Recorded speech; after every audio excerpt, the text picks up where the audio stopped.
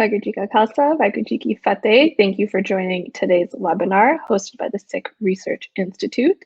Today's webinar will begin with a 40-minute moderated discussion between our presenters, after which we will have 40 minutes of Q&A from the audience. So please drop your questions in the chat box and be sure to include your name and city. Now, I would like to introduce you to today's presenters. Harinder Singh serves as a Senior Fellow, Research and Policy at the Sikh Research Institute. He's a widely respected educator and thinker who is deeply in love with one force, the oneness that radiates in all. He currently resides in the United States with his wife and 2 children. His current focus is on unveiling the message of the Guru Granth Sahib to global populations and developing critical thinking in Sikh institutions.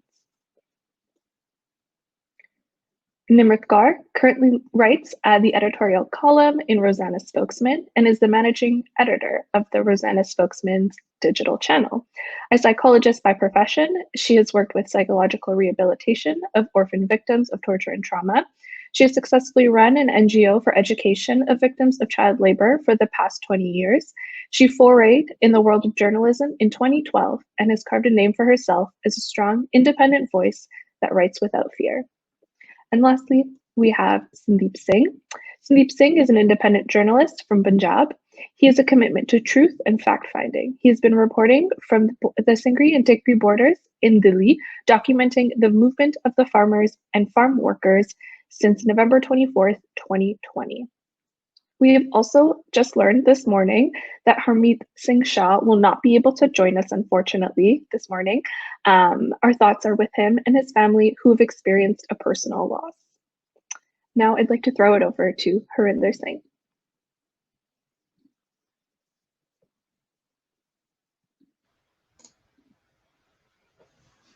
Vaheguru Ji Ka Khalsa, Vaheguru Ji Ki Fateh, and greetings of the day, depending on wherever you are in the world. Thank you for joining us. Before I invite conversations and comments from Nimrat Kaur and Sandeep Singh, I just want to set this up as to what the conversation is really about. Look, there have been 114 days of protests in the Punjab and 51 days of protests at the borders surrounding Delhi.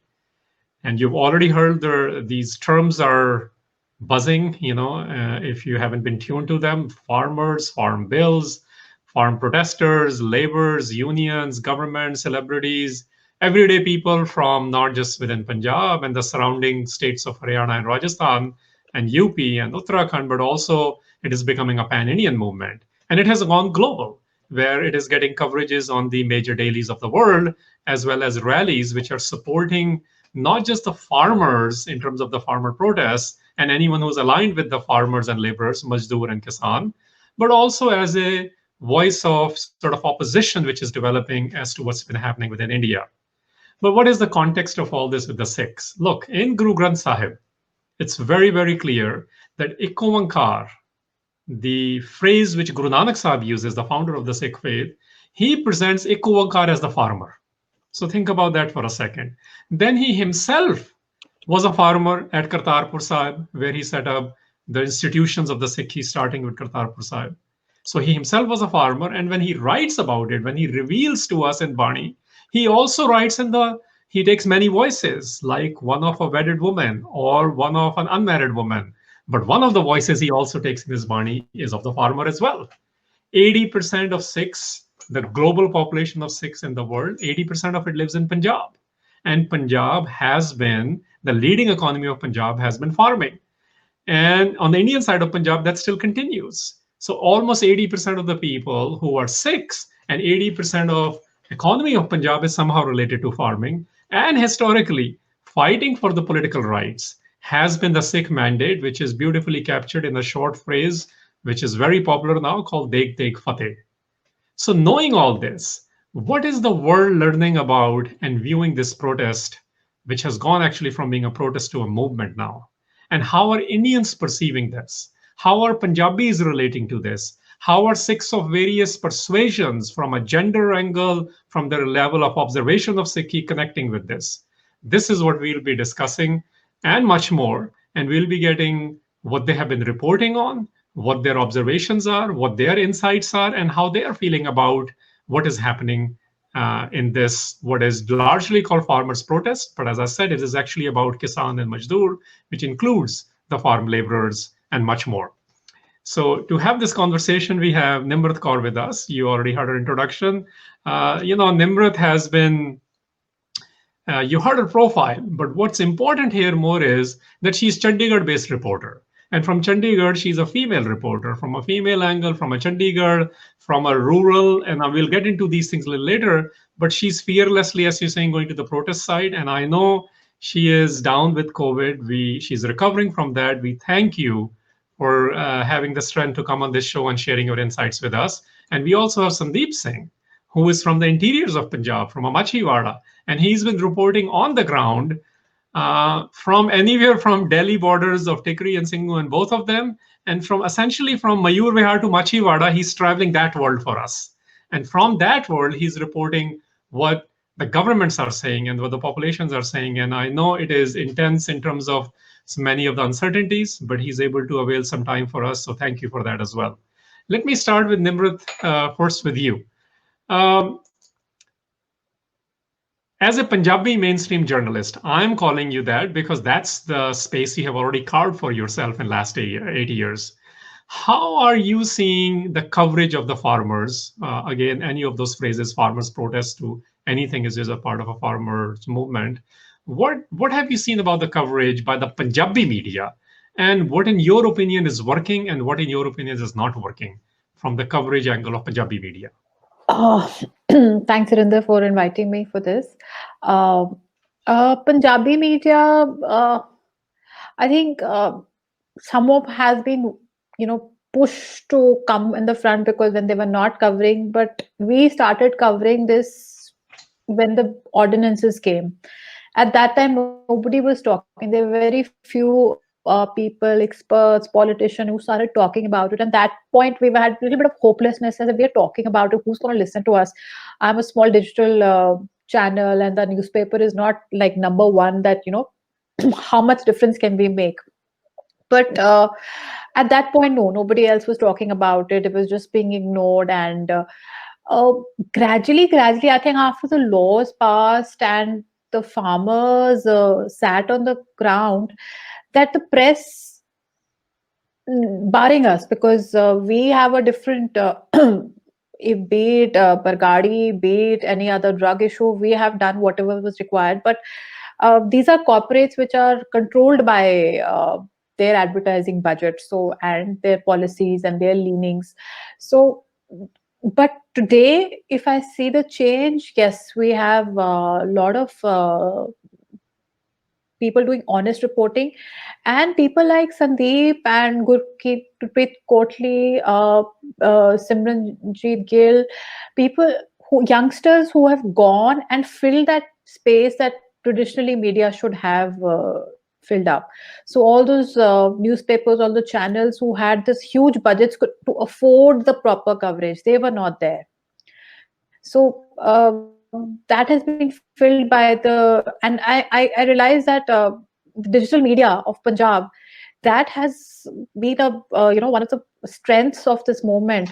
And thankfully, there was a time when the government did not let any other. Only one channel was there, government sponsored channel was there, and that's worked out in our benefit because the kind of talent we have in digital media, maybe the traditional media would not have let that space be. So today, I feel.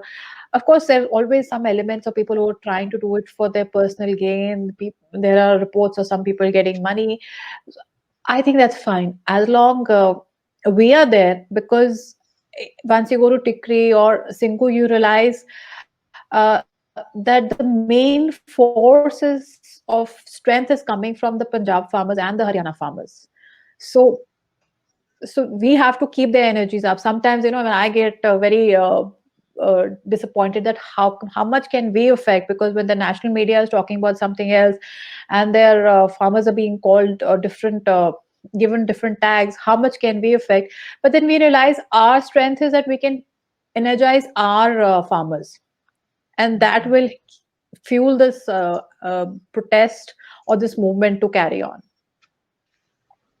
Yeah, thanks for that. Let me do a couple of follow-up questions with you. So you did one differentiation Sure. already, which is that the Punjabi digital media has really stepped up the game.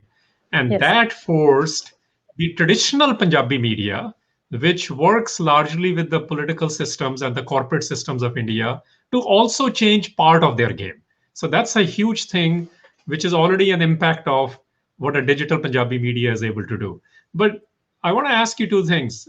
One is, you brought in the mainstream media of India as well in here. So let's talk about that. So there is a Punjabi mainstream media and there's an Indian mainstream media. What are what are you looking at? What are you seeing different in terms of what they are doing, which are more national media?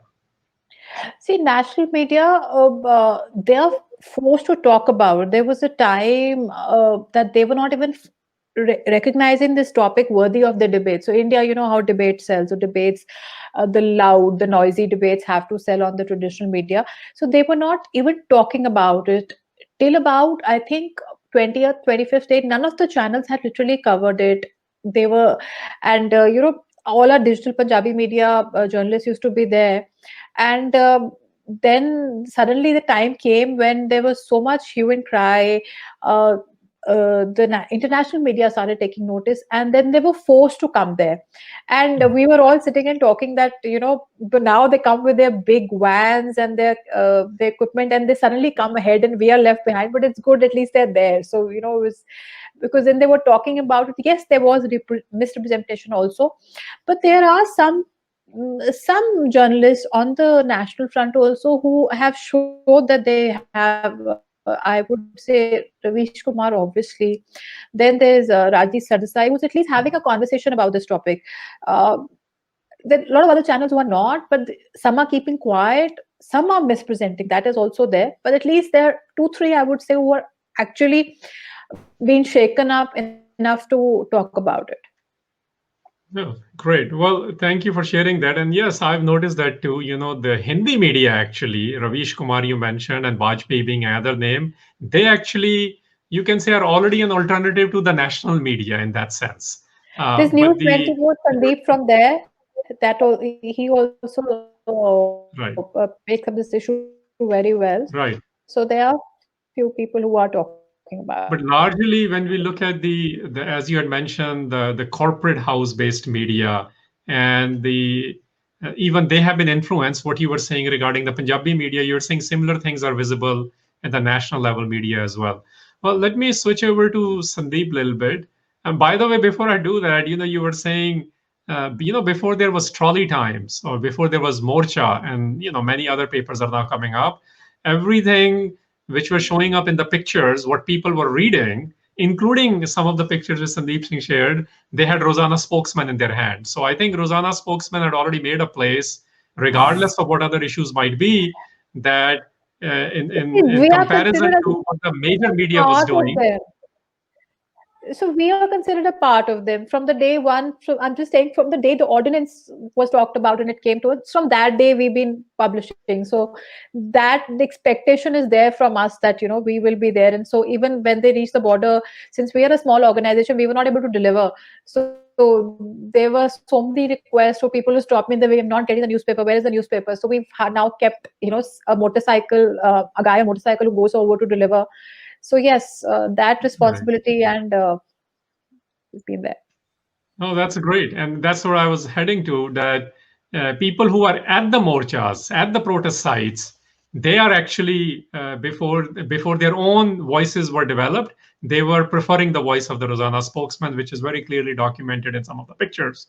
Moving on to Sandeep Singh. Sandeep, again, thanks for joining us. Now, you have been shuttling back and forth between Delhi and Punjab and at the borders. You have shared incredible amounts of pictures, updates, documentation through Twitter videos, and many other things. And they are crossing sort of areas of reporting, is what I will call it. So you are operating as an independent person, you're an independent journalist. And what are you noticing about the coverage of farmer protest, even within the alternative media? So essentially, what I'm saying is, sure, there is a state level media in Punjab and there's a national level media in India, but even the alternative medias, the cable channels or the online channels, whatever they have set up, What are you noticing among them? What is working in those coverages and what is missing in those coverages? So you have two kind of media. One is national media, then you have Punjabi media. So Punjabi media have given a befitting reply to the national media. They have countered their narrative, which they set up. And many national media journalists, they were told to leave the protest side because they were not presenting the true picture. And they were just misreporting the things. So people told them to leave. But Punjabi journalists, they are being respected. Punjabi media organizations, they are being respected. And even Nimrat Kaur, she's a prominent singer. You may have heard her name. She said, we respect Punjabi media, but we don't respect national media. She had said it from the stage, Singapore stage. So if you talk about the news channels, the Punjabi news channels, the web channels, which are independent, free from corporate control, they have done a great job. Then you have two new news channels who have come up since farmer protest started, and On Air and by Simranjot Makkar. Then you have Pro Punjab by Yadvinder Curfew, and they are doing a very great job. And but the corporate owned media, they are not doing what they should be doing. Yeah, the independent, they are doing great. And even Haryanvi, the regional media, and even Aditya Menon, a senior editor of The Quaint, he wrote that he mentioned specifically about hopes that Punjabi media, the regional media, they have done a great job in these protests.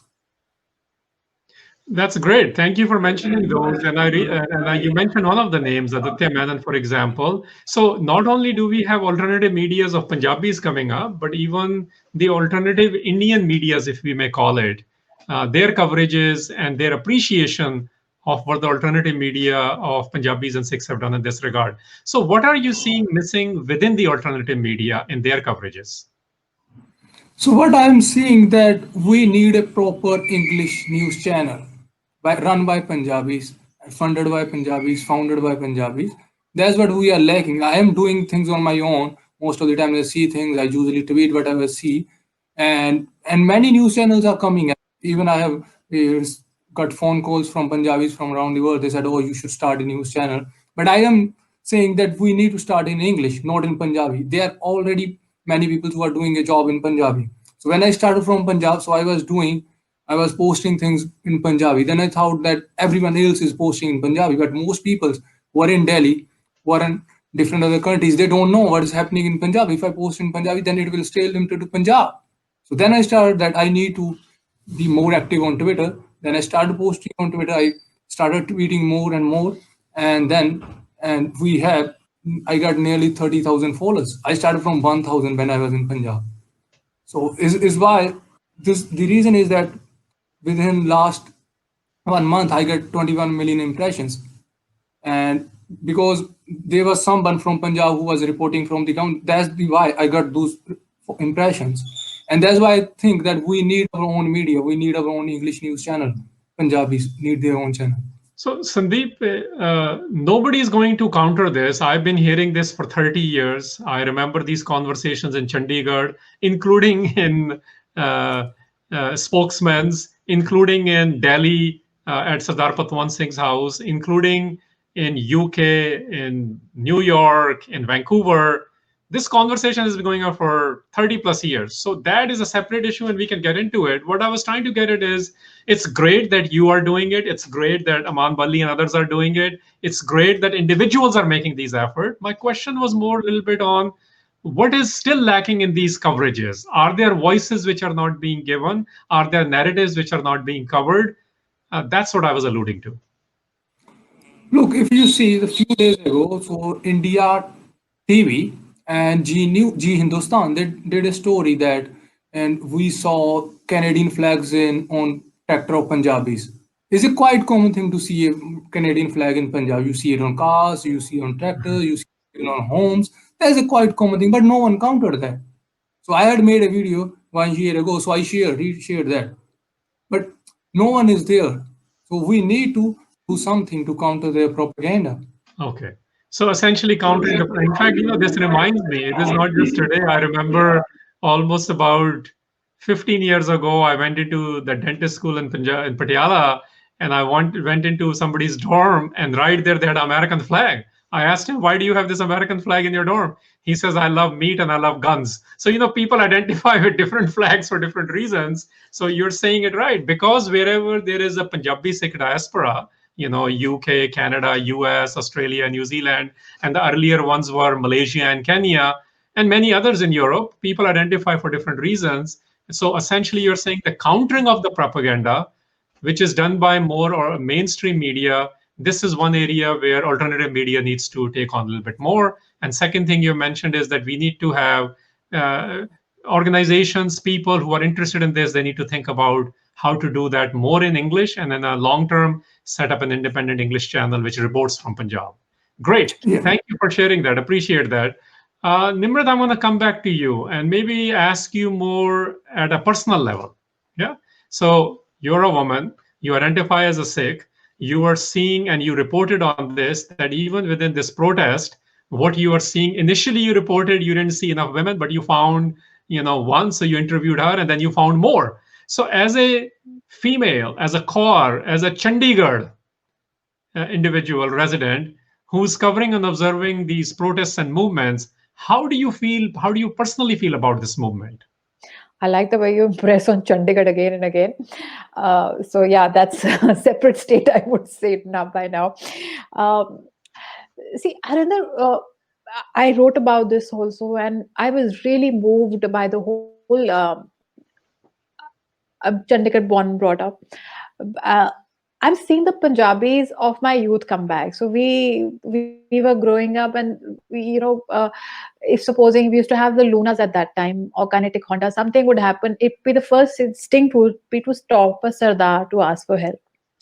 I was not in Chandigarh for good 10 years, and when I came back about 9.5 years back, the atmosphere had changed. Even covering elections or going otherwise, there's a scene in Urta Punjab, which movie I think a lot of people have seen, where a woman walks in and there are people staring at you, and it was just not me. I had this constant, a lot of women, that we used to feel very uncomfortable. Had to cover a lot of events. Even one of the events I covered post the government opened COVID, and I was the only journalist in a hall of 60 men, and I got a chance to answer a question. There was booing, so you were never really comfortable. You literally had to put on your security cover, invisible security cover on. Okay, I'm ready to face them. So even these protests, when they started, we were going. So the first time they called at the Shambhu border, I went there and suddenly realized I cannot see any woman. So I had my team with me, so I wasn't really alone, but it just dawned on me that this is it, I'm alone. And then there was a look that makes a woman feel uncomfortable. There were a lot of those looks. And that's where I met Simranjeet Gill, a lawyer activist, and she had the same thing. And she obviously is a speaker, and she went on the stage and she was like, where are the women? At that point, there were hardly any women, only women who were going there to cook langar, or a few near their villages to sit on the rail tracks, very few. So I admire Simranjeet for that point, that she talked about it on the stage, that where are the women? So we're literally looking for the missing women. Why are the women of Punjab not there? Any case, so along with that, once the borders got broken, I crossed from the Ambala border, and then once we reached Delhi, and I think it was the third or fourth day, it was 8:30 in the night. Again, I realized I'm the only woman here, and at that point there were about maybe 1 lakh men at least, and I realized something had changed. I don't feel unsafe anymore. I don't feel somebody's giving me a dirty look. ਉਹ ਜਿਵੇਂ ਉਹ ਕਹਿੰਦੇ like ਤਪ ਕੇ ਸੋਨੇ ਨੂੰ ਤਪ ਕੇ ਕੁਝ ਕਰਨਾ ਹੋਏ, the beauty comes from all that hardships you go through. It is as if our youth has changed. After that, I was in Tikri, Singhu, Sandeep. I mean, initial first 15 days there were hardly any women, and that time Simranjeet Gill had come there, but she went to get back, and it was so difficult for her to convince handful of women to come, parents were not allowing. Now it's a different story. I haven't gone a month since COVID, but I can see that my own team, the girls who were not ready to go, they're camping there, they're living in the tents over there, and we're all feeling safe. So I feel that there was a collective sense of a lack of maybe what we had forgotten who we were, lack of purpose, whatever it was. There is a change, and it is so nice to see that my old Punjab, the one we grew up with, and the comfort we had, that you were standing in middle of as many number of Sikh men you are, and you don't feel uncomfortable for a minute. And I think there are a lot of people who have come up and said that in Delhi we are so happy that they're here. They are beautifying the place. They are making women roundabout feel secure. We have come across some beautiful stories where they have stepped up and seen that because of our coming here, some shop is suffering or somebody is having some problem, so they're trying to solve those problems. So it just feels really nice that the Punjab we grew up with, the kind of images we had, I always talk, the generation of our fathers were different. We don't see those Punjabis, and we are seeing that again. So at a personal level, yes, that feels so good. I could walk at any time in the night, sit over there, feel comfortable, and then somebody will say, "Pen, aja, beja," and they would say, "Oh, you tired? How many kilometers have you walked today? Chal, aja, we'll make your roti." And the roti used to be very teda meda, but bade pyar naal, and they would, just serve you. And it was just a different feeling. And then talking to every one of them, I think every one of them is so well read, and just getting that space to talk and have a purpose. It's just, I felt really good after a very long time. Well, that's great. So I'm hearing a couple of things, yeah, and let me put it in a different context. So essentially, what we knew about old Punjab and the old timer Sikhs has come back within 4 months. That's the impact. So another way to look at it is, well, it's roughly we are at a midpoint between 47 to 84 and 84 to now 2021. That should also tell us something, that what had been done by the rediffusion campaigns from Bombay to discard or create a negative image of the Sikhs, and then what happened in Punjab for the last 37 years, we also became collaborators, many Sikhs did, and that affected the whole psyche. So there's a propaganda war and the crushing by the government, there's a changes in the psyche and the behaviors, but and the reason I was stressing Chandigarh part is because, many in diaspora, many in India identify as city folks. So the idea is, the larger Indian city folks and the larger Indian liberals are not participating still. But here is someone like you who feels comfortable, who otherwise wasn't feeling comfortable even 4 months ago. So this is a huge impact, a huge sort of a sea change of 37 years, which is 2 generations have gone through this. And then someone like you is now able to feel that, and your staff is able to feel that, where you could not be comfortable in front of among 20 men, but now you're comfortable among 100,000 men. This is huge. Thank you for sharing that. And it's also acknowledging the kind of internal churning which is happening among the Punjabi Sikhs. This is also identifying how this impact is reverting not just the narrative of the farm bills, but the larger narrative, which is going back to who the Sikhs are and who the Punjabis are. Sandeep, I'm going to... Go ahead. Sorry. No, go ahead. I see a change in the conversation in Chandigarh also. Nobody, you have WhatsApp groups, even some mothers group or school group.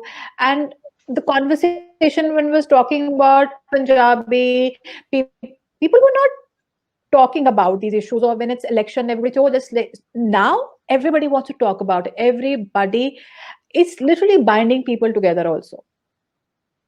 Yeah, that's great. So it has gone from Punjabi being backward, Punjabi man being not reading, or whatever those negative things were, it's reshuffling organically. So this is not a campaign. This is not a marketing campaign. This is happening because that's why I was saying there's an internal churning also happening. That whatever the youth and the people were feeling, they're actually feeling comfortable, they're feeling better, they're feeling connected to their real identities rather than whatever the marketed identities were. So today I had a conversation with Devinder Sharma. He's a very well-known agriculturist. And, he said something very beautiful. He said, today, a Punjabi farmer is not a hero for just Punjab or Haryana or India. He's becoming an international hero. So that's the whole change, and I love that the hero is being redefined, or the That's villain is right. being redefined actually. Which actually goes back to the original idea of who Punjabi Sikhs were. The influence of Sikhi as a thought and its practice within Punjab, how they were never about them. They were always about people at large. Okay, segue into Sandeep a little bit. And if audience who's wondering, we will be opening up for Q&A from with you guys in next 10 to 15 minutes. And as you're noticing that we are really not discussing the facts today, you can get those, you can Google those. The idea was to gain insights from people who are reporting on the ground and what their observations are and what their feelings are, because these narratives also need to be recorded.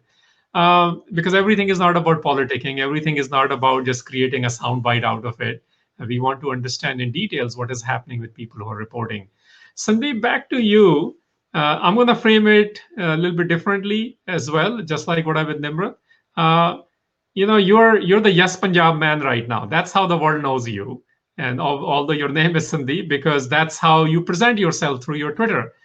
Now, everyone can see you what you look like. You don't wear a turban. You identify as a Punjabi. You identify as a Sikh. You come from a very interiors of Machiwada, which has a huge, huge psyche connection for all Punjabi Sikhs because of and we are in the month where we are celebrating Guru Gobind Singh Maharaj's anniversary as well, Prakash Parab. So connect to me this whole rural angle now. Connect to me, you as a rural individual, you as somebody who looks like this. How are you being treated? What are you feeling about this when you are covering these issues by the so-called the religious, by the so-called the political, by the so-called the Pendu, by the so-called the Shahri? Share your feelings. Okay, so most of the times I usually get those Twitter messages and replies, and the people who are nationalists, they say most of the people who follow you, they are Khalistanis. And I usually say reply to them. I usually don't even reply to them, but I think that most of these peoples are want uh, genocide of Muslims. They want that Kashmiris should be killed. They should be forced to leave for Pakistan. All those things. So regarding, I come from Machiwada. I used to have hair. I used to not to tie a turban. I just cut my hair 6 years back. Yeah, I mean, look, our area is not revolutionary. People never joined any protest. And when Punjabis reach Delhi, especially people from Sangrur, you have Patiala, you have Barnala, you have Bathinda, and Gurdaspur, you have Tarantaran. Then people from Machiwada or Ropar area, they started coming to Delhi. Now they too are participating, and they know that their livelihood is in danger because the government forced them to come here. So before this protest started at Delhi's borders, and the government has stopped coal supply to Punjab. So Punjab faced huge shortage of coal, and which led to power cuts. And then they faced shortage of urea. Then the farmers were angry that they will have to see the government. So that's what forced most of them to come here. Otherwise, most would not have come here if government had negotiated with the farmers, farm leaders peacefully, and they have cooperated with farmers. They most might not have come here, but the government forced. They were left with no option, so they had to come here. They were forced to come here because they thought that this government will not stop until we go to Delhi. That's great. Thank you for sharing that. As to the regionalism of Punjab or the particular districts of Punjab and their participation in there. So you shared one concern, or rather one response you get from people who obviously are with the administration, Indian administration. What about the responses you are getting from others, when I say others, people within Punjab do you see a rural versus city divide? Do you see Khalistani versus non-Khalistani among the protesters? Do you see among the people this divide of he doesn't look like a Sikh and he's not a Sikh? What is your take on all that? How are you feeling about all this? No, this issue has become much bigger, and I would say that this movement, the Modi government brought three farm laws, and it has united all Punjabis, regardless of their caste, regardless of their religion, regardless of their gender, and they have come together. And the first time the someone from my village came, that guy was a Dalit, and he does not even own a land. Then another one came, and he was from a Brahman community. And then you have Kshatriyas and from Jats and from Lovanas and Sanis, and all those peoples came here. And most Dalits, they don't own land, they are landless. Dalits constitute 32% of state's population, but they own just 2.3% of land. But I talked to most of them, and most of them are here. And even in Balad Kala village of Sangrur district, then you have Zalur village. In Zalur, Jats and Dalits had clashed over Panchayati land, and in Balad Kala village, and Dalits had faced police brutality because they demanded their share in village common land. So, but they came here. They came here to protest. Yeah, most of them are they are with this organization called Zameen Prapti Sangharsh Committee, and then you have this another Punjab Khet Mazdoor Union, and they are most of their leadership is Dalit, and most of their members and people who are attached with that organization, they are from Dalit community. They too came here, and they even led some Chetana or march in Punjab. They visited 200 villages and told people that how these laws will impact the laborers, because if the government abolishes this APMC, the Mandi system, then Dalits will lose their jobs. If the corporates started doing farming at a large scale, then you will have a high-tech machinery. They will bring high-tech equipments, and then these people will be rendered jobless. And then everyone is in Punjab, whether he is from upper caste, he's lower caste, whether he's a Hindu or a Sikh or a Buddhist or a Muslim, everyone is depends on directly or indirectly on farming. If you run a business, most of your customers they are farmers. If they have money in their pockets, if they are fine financially, only then your business will work. Otherwise, you will lose your business. That's why most of them come here. And there was even a campaign that ki Punjab the Shahri Kisana Nal, and most from cities. And we mostly I see on Saturday and Sundays on weekend, and people who are in jobs, people who are doing jobs, private or public sector jobs, they usually come on weekends. They come here to participate. They don't even own land because they think they need to be part of it. And most of them, they even have a mozo, this FOMO, fear of missing out, that everyone is there. Why we are here in Punjab? We too need to go there and join. So this movement has united Punjabis. They are seeing that some of their brothers who own land, and now they are living in trolleys at roads. They could have lived a comfortable life in Punjab, but their livelihood is under threat.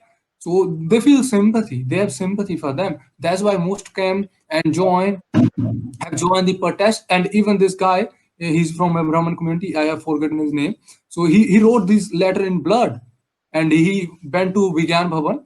And during last meeting on, if I am not wrong, on 10th January, it was on 10th of January. So he said, we will give it to the agriculture minister, and because we want these laws revoked. Right. So Sandeep, what you have shared with us is essentially that this movement has transcended the caste divide. It has transcended the regional divide. It has also transcended, we covered earlier, gender, and it's working on that as well in the bigger ways. But what you are saying is there's a larger understanding among people. So maybe this is really about the ruling class versus the non-ruling class now. That's what it has really become. And for the first time, there are leading social thinkers and economists are talking about this now, including some political thinkers, that what Punjabis and Sikhs have been saying since Anandpur Sahib resolution, that India needs to be a federal structure, how India needs to go beyond today's BJP and today's the post-Nehruvian Congress. There needs to be a third alternative.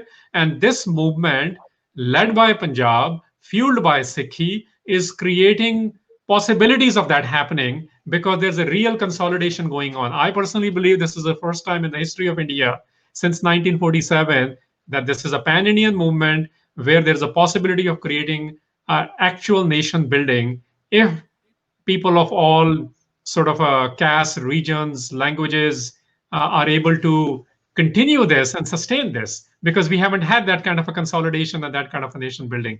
I'll come to you, Nimrat, in a second. I'm seeing your hand. What I wanted to also mention is, Sandeep, what you've been saying is equally important, that this movement, although there's acknowledgement by the people who don't own land, they acknowledge that not there. There's acknowledgement within the movement that this is not just farmers or landowners. This is also about majdoors or series, as they say in Punjab, or the labor unions. So this coming together of that is equally important, because earlier this kind of a consolidation has not been seen even within the unions within Punjab, including the left unions within Punjab, how this is happening right now. So Nimrat, you wanted to share something. So we're talking about that divide that we seen. So I came across this person from Ludhiana, I'm forgetting his name. He used to stand outside at the protest site near the stage for the whole day, at least for 10 to 8 hours, holding this poster, "I'm a Hindu Khalistani." So that's what I was like. So the people are saying, if this is what you call a Khalistani, I'm a Khalistani too. And so that kind of understanding that we had that tag running here for very long times, and there were people. So I had this very interesting debate sitting with some Haryanvi Jats, and there were Punjabi Jats. So they were all sitting, and they were deciding the water distribution. And they were like, to Haryana wale said, "You are the Vadda Pra," to Punjabis, "Tusi le lo." And then, "No, no, you are my Chota Pra, I'll give you the water." So the water distribution was happening. So that divide that we had, na, that Jat, and the Hindu and the Sikh, that is what they thought would, this will increase the divide. It's actually decreased it. Yeah, which is wonderful to see, because the politics between Haryana and Punjab, and at some point it was all Punjab, including Himachal, led by the center. This is why it is so clear whether they are the celebrities or the people, whether they're the protesters or their allies. It is so clear the fight is really with the center and its politics, and actually its policies. And every person is more and more aligning with that. That's great to see. I wanted to open it up very soon to the audience, but I want to touch on one more thing, which was part of our subtopic called Morcha. So the reason, look, the word Morcha, the word Jatha, in last 100 years, although it has been primarily used by Sikhs, but it has also been used by left. They actually have groups they call Jathas and Morchas as well. We are also seeing that there is some tension between the left and the Sikhs, but we are not going to go into that tension. But they have figured out how to restrain themselves, and are working together in this. The reason I'm bringing Morcha into this is Morcha was a norm 100 years ago in Punjab. Morchas were a norm where the Jathas of 500s were going to free the Gurdwaras. Because eventually it was not about Gurdwara, just like this is eventually not just about the farm bills, it is about the larger policies within India. Similarly, 100 years ago, in the Morcha politics led by the Sikhs, it was actually eventually was not about just Gurdwaras. It was about political rights. It was about which government or empire gets to exercise what rights. And I want to specifically mention one, because to me, this is the challenge, and I want to hear your responses to this. This is the challenge, I think, in this particular Morcha. There was a Morcha called Jato Ka Morcha. In that Jato Ka Morcha, it was very clear that it was about reinstalling Raja Ripubdaman Singh. Now, SGPC and Akal Takht participated directly in it, and many people were jailed because of that, their leadership. Many Jathas were fired upon, and several people were assassinated. The commissioners of the time, the governors of the time under the British India, they were very clear that they are not going to allow that political right. Sikhs did an ardas, and they said, we want to reinstall Raja Ripudamman Singh. Eventually, what happened was Sikhs were allowed to take the woods to do for the langar, and they were allowed to do Akhand parts, and the protest died.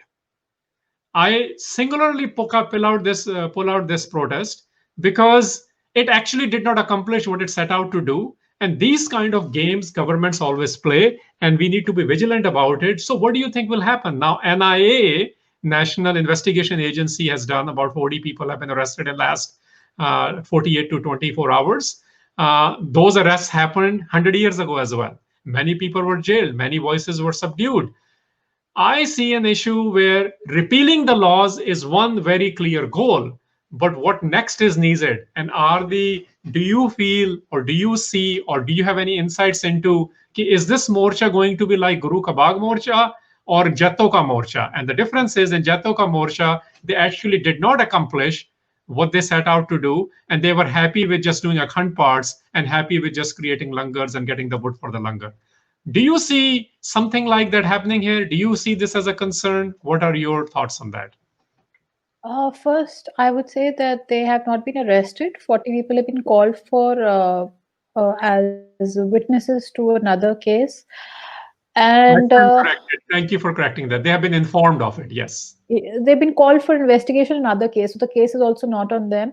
And anyways, I will not go into the politics of the whole thing and right now.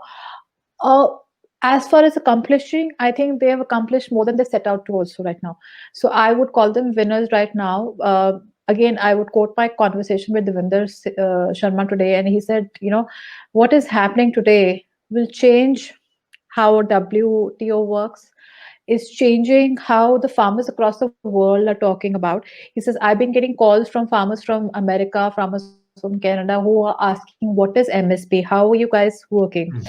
So it is not about just repealing these laws. We had a very common misconception that farmers are given subsidies, farmers are given loan waivers.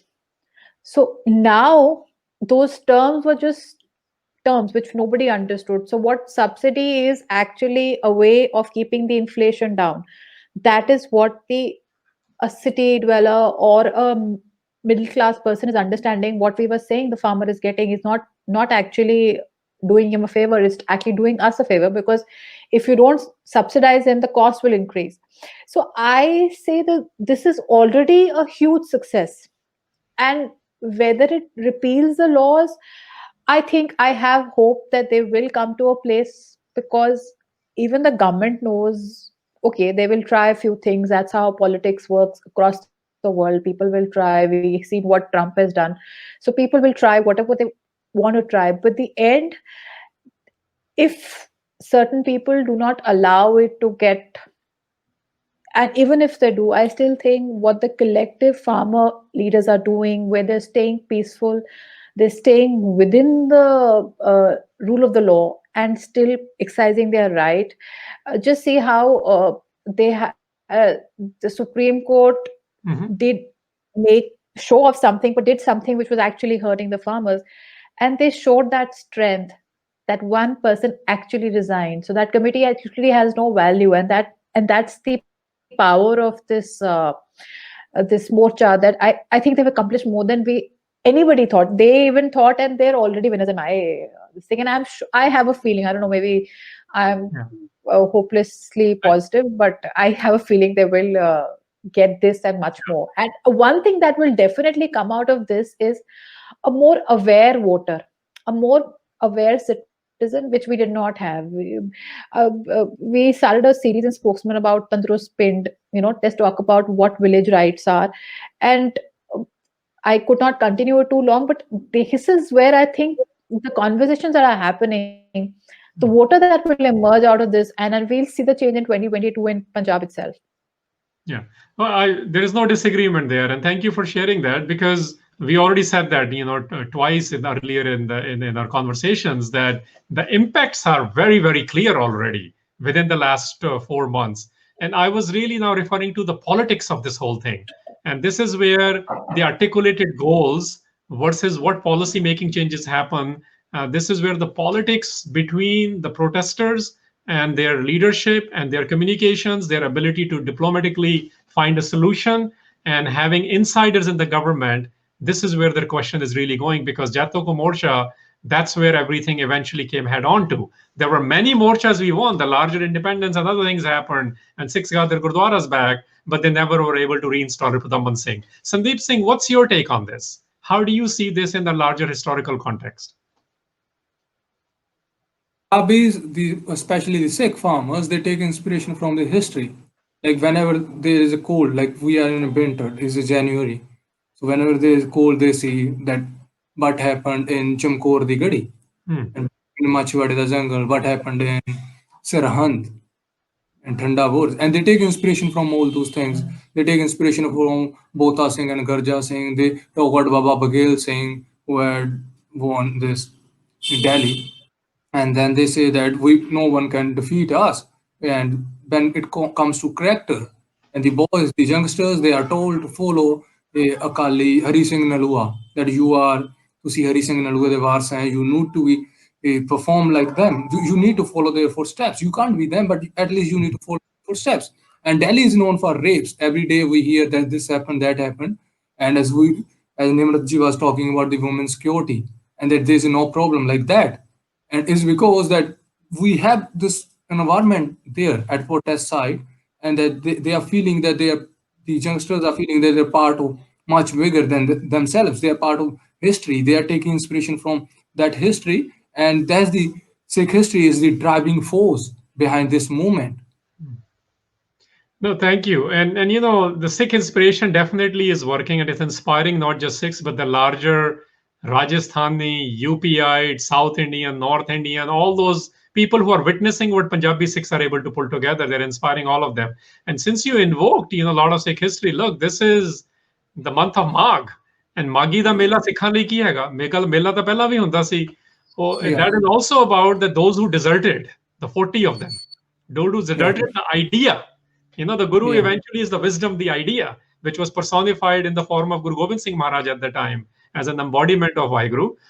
In that time, even when 40 men who were deserted, they were recentered to the Guru by a woman named Mai Paibo. So I think there's a lesson in there, which is what we are kind of seeing, the larger participation. Maybe this will be the next Punjab Kaur, just like at the time of Guru Gobind Singh, who had to become the diplomat in order to see what to do between the Masands, who were countering Guru Gobind Singh Maharaj while living only 30 miles away from her. Similarly, Maipa goes, instead of just being snippets of history, we are starting to see foreshadowing of them coming in. So I think what I'm taking from both of you is currently the political negotiation scenarios are very uncertain. As you know, ninth round of the conversation already ended, and we'll see what happens with the next round. And 26th January Republic Day stuff is already happening from two different angles within India.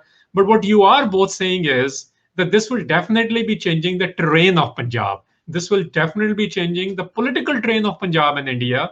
And within the Punjab strain, I also see that there is a possibility of youngsters who will be the next MLAs, because those next MLAs who are not traditionally aligned with either Congress or Akalis or AAP or other alternative groups, but they're maybe more nuanced about what it means to be Punjabi, what it means to be Sikh, and how to create this harmony of an old Punjab, as you guys are saying. So I think there is a hope of that the next politicians, the crop of new politicians of Punjab will be better, but currently there is not much of a political scenario or political solution we are witnessing. With that note, let me ask the audience to have their questions ready for any of us. And Manvinder, if you can come back and start directing those for us, that will be great. Thank you. Definitely. Thank you. Thank you, everyone, for joining in conversation today. We do have a couple of questions in our Q&A box, but I would invite everyone to send their questions through. We'll probably be doing Q&A for the next 20 minutes. A lot of these questions actually have already been answered by the panelists, but I guess kind of shifting gears, I would ask about the relationship that these protests have created with the diaspora. So particularly here we have a question from Professor Dave.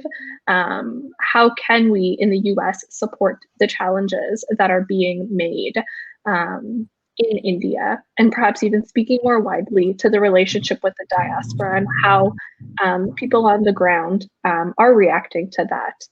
I'll start with Nimrat ji, if you wouldn't mind. Yeah, sure. See, diaspora is already doing a lot. I think now we know that anywhere, there's nowhere that Punjabis have not spoken for the farmers in Punjab. So I think everybody is really grateful for the support that's coming from there, and be it just on Twitter or be it with the marches that are coming out. And I think that just needs to continue. There's as far as financial support, I think that is also more than enough right now. And yes, later on, I would say, yes, we need to see what we can do for our villages and develop them for educationally. Yes, we have developed our image a lot, but I think there's nothing one can even ask from the diaspora. They've done so much already. And I'll pass it on to Sandeep Singh if there's anything you'd like to add. As Nimrat ji has said, diaspora have already done a lot. And even if you go to the protest site, they say that we are here because our brothers are in, Western countries. They are outside Punjab and other countries, and they are sending us support. That's why they are here, and they are diaspora is already doing a lot. And they thank the diaspora for the support, the rallies, the marches, and even Justin Trudeau's statement. And मतलब they are and they have their posters there and ਕਿ ਮਤਲਬ ਤੁਸੀਂ ਜਿੰਦਾ ਜਾਗਦੇ ਬਸਦੇ ਰਹੋ ਪਰਦੇਸੀਓ ਤੁਹਾਡੇ ਨਾਲ ਬਸੇ Punjab and thanking the diaspora. And I think they are doing a lot. I don't need to say anything that you should do this. They already are doing enough. Definitely. Thank you. Maninder, I would like to just respond to it. I think both Nimrat and Sandeep are being very kind from being Punjab and being kind to the diaspora. Well, thank you for that. But I would like to challenge the diaspora on this. Being in diaspora, I wish I was in Punjab right now. You know, I'm usually there 2, 3 times a year. Last year I was scheduled to be there 4 times, and because of COVID and this, I'm sitting here and trying to figure out what else can I do. And I'm sure many of us, including when Professor Dave asked this question, that he's also wondering, what else can I do? And this is where I think we have 2 things I would like the people in diaspora to think about. One is this show of mentally and emotionally being connected to Punjab is getting very, very strong, which is great. I mean, this was something which gets questioned. I know parents ask me this all the time. I know many thinkers ask me this all the time. I'm like, look, what else do you need? Anytime there is a major issue in Punjab or in India related to Punjab or Sikhs, diaspora shows its emotional strength and it reconnects. But the 2 things we can do, I think one thing we must do is we have to seriously reconsider when we say philanthropy for Punjab, what does that really mean? So how are we going to develop places? How are we going to create more alternative economic models? Those are the kind of things which people talk about it because of the government or because of the other reason it hasn't happened. But the new philanthropy needs to go beyond the langars. New philanthropy needs to go to the livelihood and the economic development and the gender equities and things of that nature. Second thing the diaspora can really play a role in is that we have, just like in the Guru Tegh Bahadur period, people from Patna came and did things. That was original diaspora, by the way, Bihar. That was original Sikh diaspora. Then we had, people from only one Panj Pyara came from Punjab. The 4 came from other places. Now we are global. So what is our role?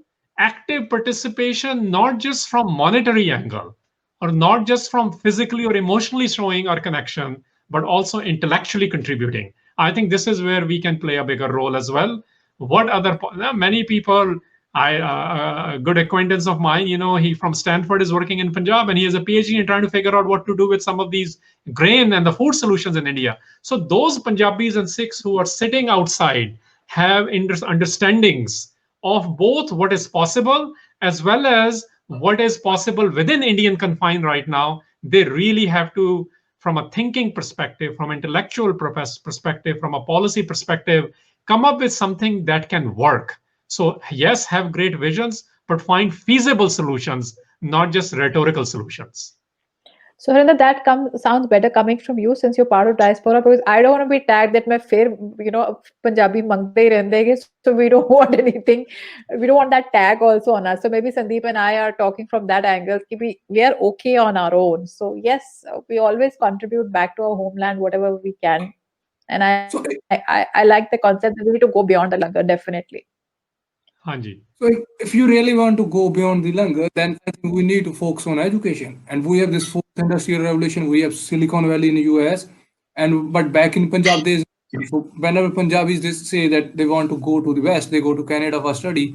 All they think about is that getting PR of Canada, then they want to drive a truck there, to work at some other place. But I think if we want that our community should be prosper and we should be able to influence the world, and then we need to go to the Silicon Valley. And that's where most tech startups and that's where their money is. And I think we need to do that. Until today, not even a single person have made any effort towards enlightening Punjabis about fourth industrial revolution. Most don't even know what fourth industrial revolution is. So yes and no, but your point is well taken. I understand where both Nimrat and Sandeep, you guys are coming from. But at the same time, I was relating it to just the Morcha part, that the solutions for the Morcha, we need more intellectual contribution. Even the philanthropy within Morcha needs to go beyond the langars and physical sustenance, although they're very important, given that we are in the winter months, given that we are not, we never ask the state to help us out in their personal things. We in fact provide langars to them as well. But I appreciate that in the long term to mid term, those are the things which need to be looked at. Thank you to everyone. And I would encourage more critique of the diaspora, as I guess a member of the diaspora. So I do appreciate and understand the hesitance, but always appreciative of critique.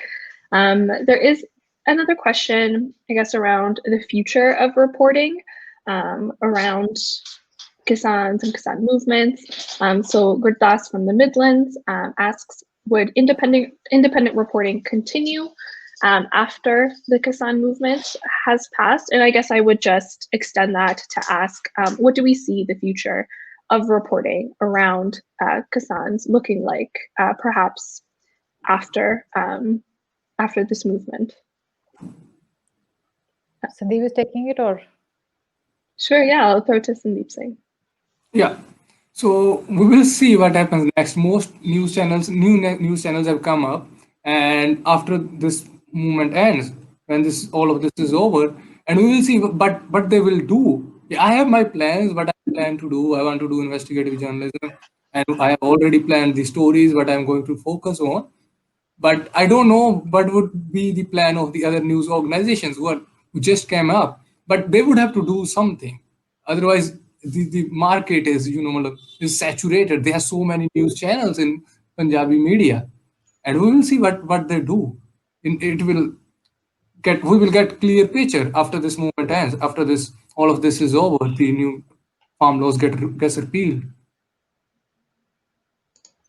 So as far as I would talk about myself or my organization, so we've been covering all the issues always. I think uh, uh, for my father who started this organization from his youth, he's left advocacy and he's been a young Sikh Panchpani and now spokesman. So be in anything, we've been there and we will continue like this.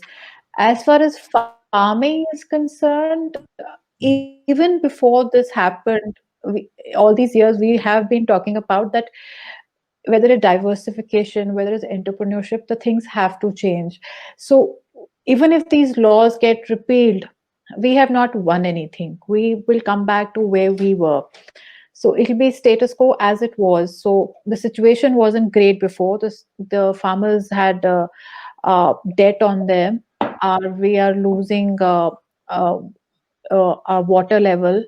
We need to think about the small farmers. We need to think there are a huge number of farmer suicide widows who are trying to run the farms on their own. So that that will have to continue, and I hope the government sits and talks about the new law. These laws get repealed and the new laws talk about the issues they were actually having. So this we are just trying to avoid something which was not ever supposed to be.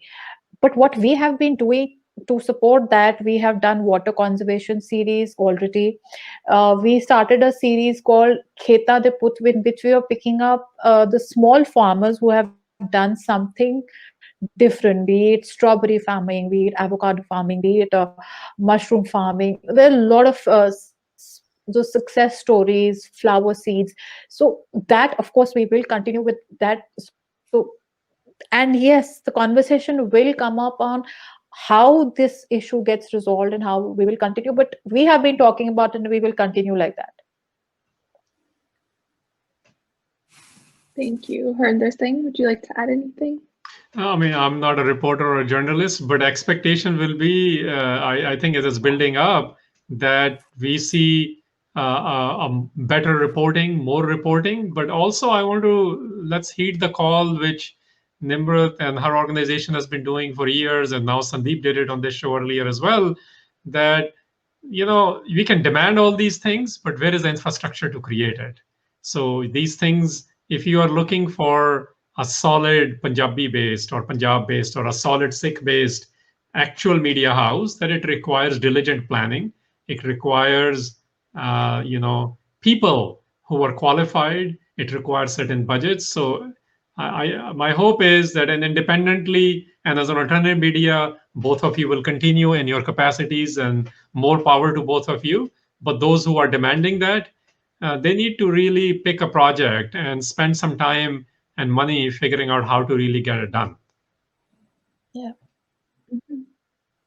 Yeah, so shifting focus back on the ground work, we have a question from Jesse about how locals are being impacted by the protests. So that's not something I've had a chance to think about. But yes, I'd love to know your experiences around how the local individuals from Delhi are reacting to the protests, and the relationship between those that live there and those who have come to protest. I'll start with Sandeep Singh. Yeah. So I have talked to the locals. Yeah, some of them face problems because the government police has blocked the roads, and they face some problems. But most of them have not, till today, they have not opposed the farmers.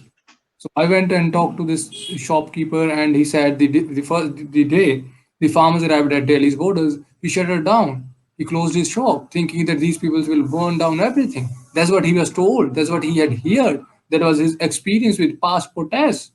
But then he said the farmers came and they told that please open your shop and we need water. And he said, I am making more money and then before this protest I used to make. And apart from this, the locals, they have welcomed the farmers with open arms. Some have even opened their homes for the farmers. And when the protest started, we did not have the infrastructure to charge our mobile phones. So used to go to the shops or to homes of other people's. And yeah, even sometimes I even use Wi-Fi of some of the people who live there, and people who need to take baths, so they go to people locals. And yeah, they are supporting it. They think there's third law, Essential Commodities Act. There are two laws which will directly impact the farmers, and then there is third law, Essential Commodities Act. That's what most Indians know, that this will impact them too, because the government has ended the stock limit. And yeah, there is a stock limit, but in the case of price trigger, I am going into technicalities, and that will be implemented only on in case of farmers, but not on of processors or corporations. And that's what most people are afraid of, and that's what unites most, and even people who are not farmers. And yeah, they are happy. They are happy with farmers. They support farmers, and they have sympathy with farmers. Mm-hmm. Thank you for sharing. Would Nimrat or Harinder Singh like to add anything? I agree with Sandeep's experience. It's absolutely correct.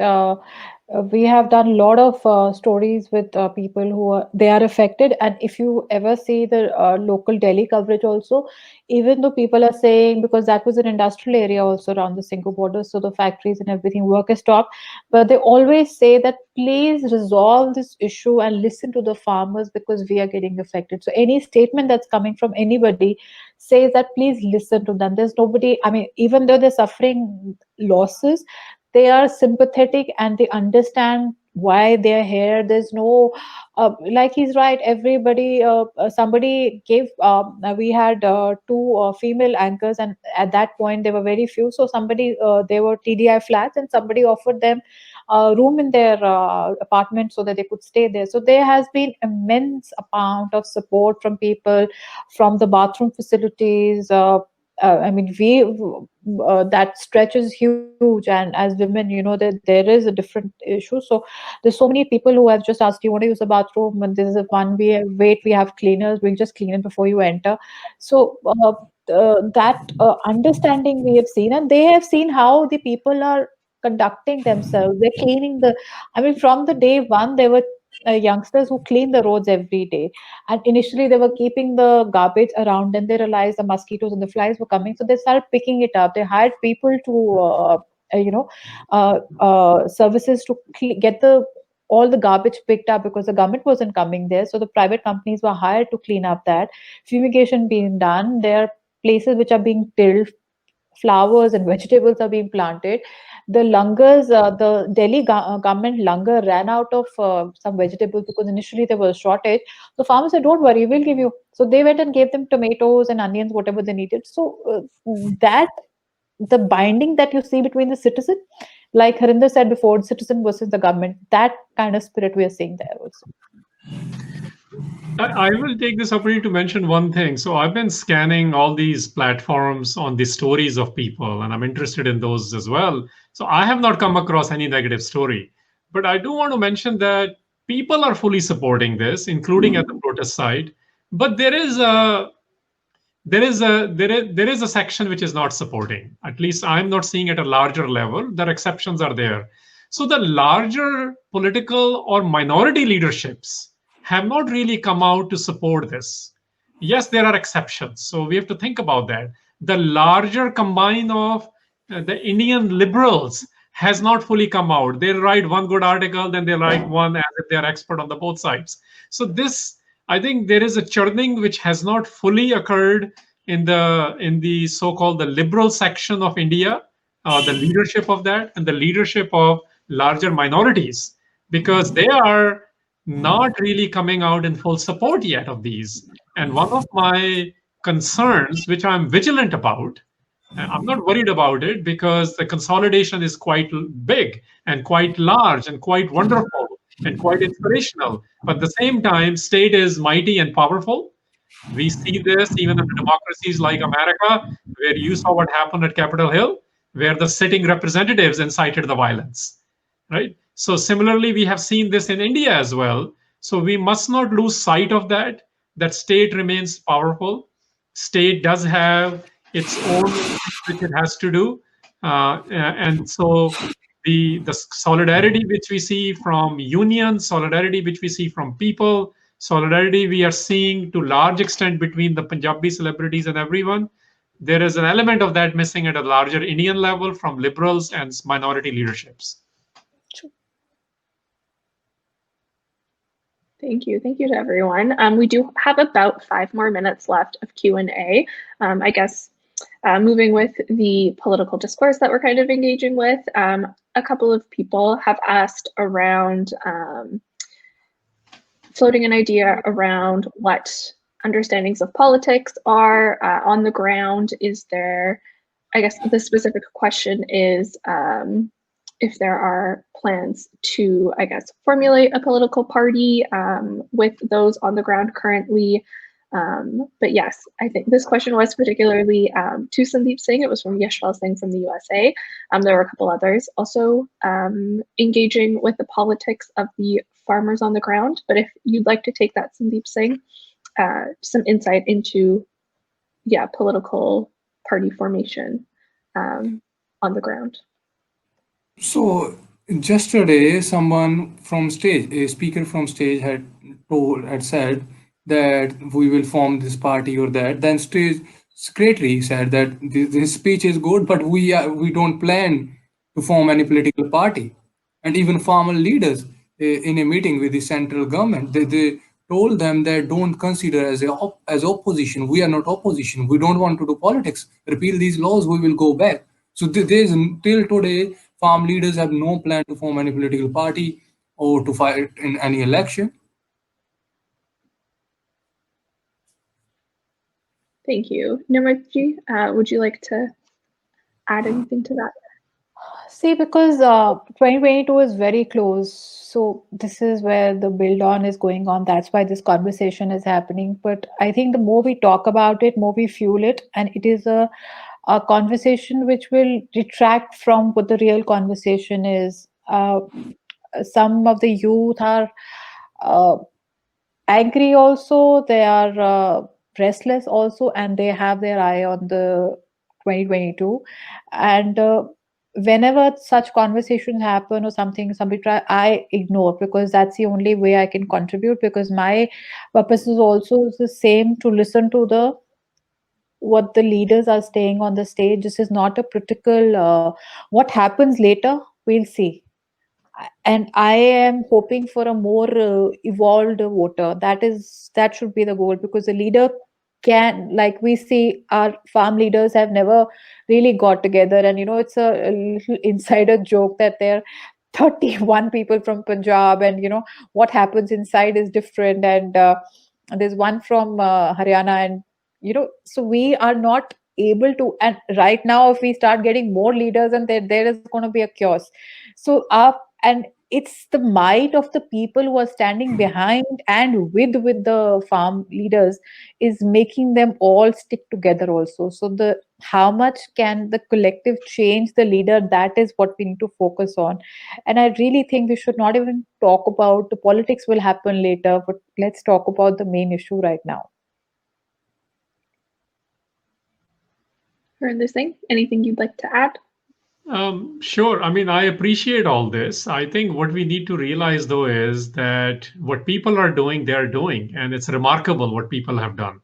What we also need to realize is anywhere in the world, when there are movements, when there are protests, at the end of the day, the carving happens at a political level. The policymaker just implement what the political leaders end up deciding at the end of the day. And yes, the reasons we do the protests is to influence those decisions. What we need to understand is that at the end of the day, everything is political.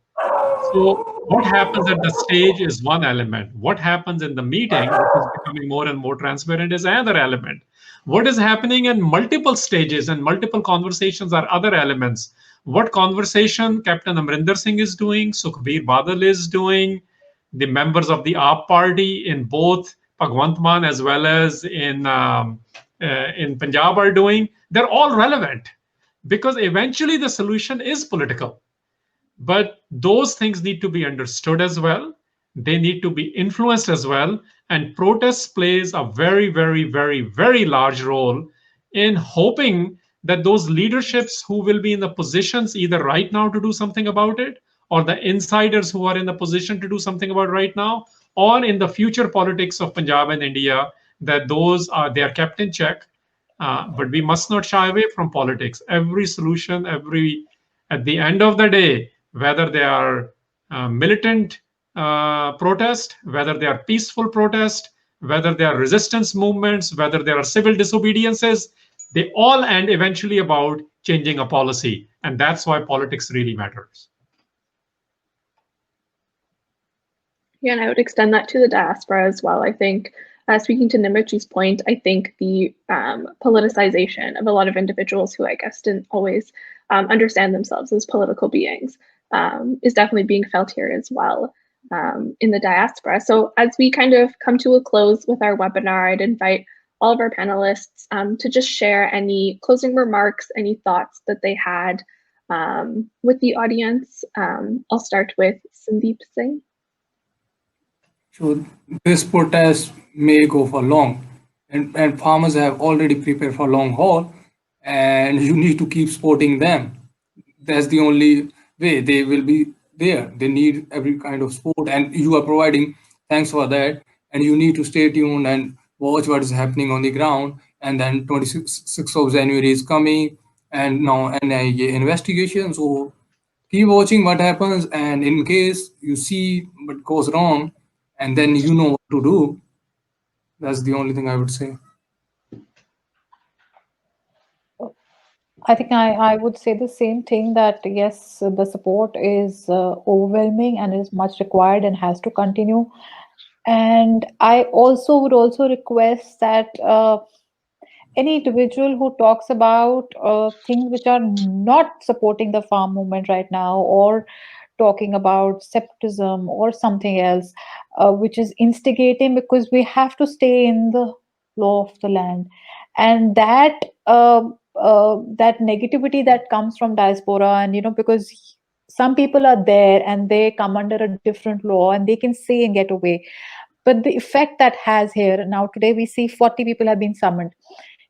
It can have very disastrous effects on youngsters. We recently did another series where we covered the people who have been detained under UAPA, and you know very simple things, and it does give an excuse to the people who want to weaken. And that responsibility, yes, is with the people, the diaspora, because they have the freedom. But I think that responsibility should not be forgotten. That is the only thing I would say that is really required right now. And thank you for inviting me for this. It was a very interesting conversation, and as Harinder has been my mentor, so I always go away richer in my knowledge with when I have a conversation with him. Thank you so much for this. And thank you for joining us. I think it was mentioned at the beginning, but Nimratji is recovering from COVID. So we really do appreciate you spending some time with us. And then I'll throw it to Harinder Singh for any closing remarks. Sure. So I want to actually end with that the hukum from Darbar Sahib this morning was by Guru Amar Das Sahib. And I think that tells me and informs hopefully us about what is really happening with this movement, because nobody really knew what was going to happen. And it says, Harji e teri vadiyai, that what is the greatness of the one who is fear eliminator? And the greatness is that her takes care of people who under the protection of the her. So what is happening in this movement? There is no one's protection except hers. There is no explanation as to what has happened in this last 4 months. It's the unseen hand. It is the her, because people of Punjab, people who are part of these protests, are being supported by the larger Ikowankar and the larger her idea, which, by the way, her is a fear eliminator. So people are transcending their fears. So I think this movement, which started as a protest, needs our full emotional, Punjabi te Sikhi ਚ ਕਹਿੰਦੇ ਤਨ ਮਨ ਧਨ, our financial support, our physical support, which is strength through emotion as well as their monetary support. In whichever way you are able to do it in your own ways. And also keep the focus on the issue at hand. The solidarity is on the issue of farmers and farm bills. And regardless of the reason why people joined this, regardless of that, people have different reasons why they join movements. While we remain vigilant to why they joined, the solidarity remains for the farmers and the farm laborers to repeal these bills as the first act as they're asking for, and everything else is a success. And I think the success is already visible. Hopefully it will continue, and more power to both of you, Nimrat and Sandeep. Please continue covering in larger capacities these things, given your resources, and keep informing us of various nuanced conversations which are taking place, not just the facts about it, but also how those facts are being understood or being distorted or being asked to have conversations on by people at large. Again, thank you to both of you, and thanks to the audience for allowing us to have this more of a little bit of a personal conversation regarding how this farmer protests have become a farmer movement. Thank you. Thanks. Great. For inviting me. Thanks. Yes, I'm just gonna close off our presentation today. Thank you again. I'll just reiterate the thanks. On behalf of Sikri, I thank all of today's wonderful presenters for this insightful conversation. Insightful and definitely personal as well. I think it was a different angle that I don't think has been engaged with before. So I appreciated listening in on this conversation. As always, a recording of this webinar will be available within 24 hours. It will be emailed to the email address that you used to register for this webinar.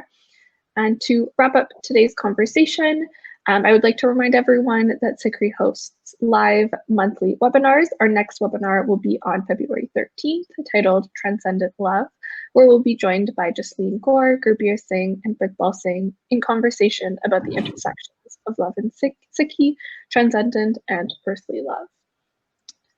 And lastly, don't forget to tune into the Sikhcast, a podcast produced by Sikri, where we explore the various issues and events affecting Sikhs worldwide. Again, thank you for joining in today. Today's webinar will be ending now. Vaigu Ji Ka Khalsa, Vaigu Ji Ki Fateh. Thanks a lot.